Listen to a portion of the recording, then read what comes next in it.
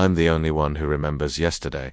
It's not that I've somehow unlocked a supernatural ability, but rather, everyone else seems to have forgotten. It all started with a chilling phone call at 3 a.m. The voice on the other end was distorted, almost mechanical, as it whispered my name in a tone I can't describe. Hello.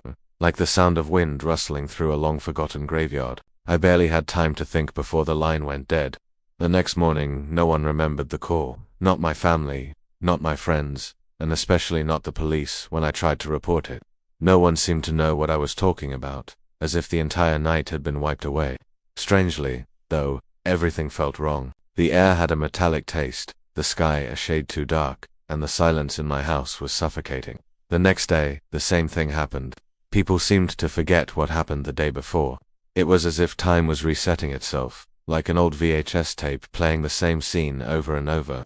I'd try to warn people, but they looked at me like I was crazy. I'd say, "But don't you remember?" And their faces would twist in confusion, their eyes glazed over, unable to comprehend. Slowly, I began noticing the eerie changes, shadows that didn't quite match up with their surroundings, clocks that froze at the same time every day, and faces that seemed to blur the longer I stared at them. And then came the whispers, low voices hissing in my ears when I was alone, calling me by names I didn't recognize.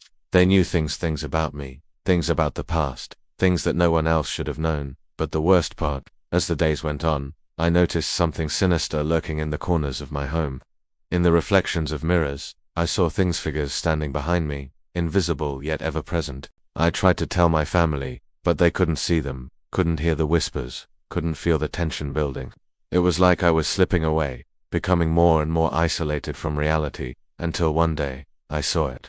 A figure standing in my living room, its eyes glowing with an unnatural light. It smiled at me, but it wasn't a smile of kindness. It was the smile of something ancient, something malicious, something that had always been there. And then I remembered, yesterday, all of it: a call, the shadows, the whispers. It was all part of the same thing, a curse, a loop, a nightmare that I couldn't escape. No one else remembered, but I did, and that knowledge was enough to drive me to the edge of insanity. The worst part, I think the figure knows that I remember, and now, it's coming for me.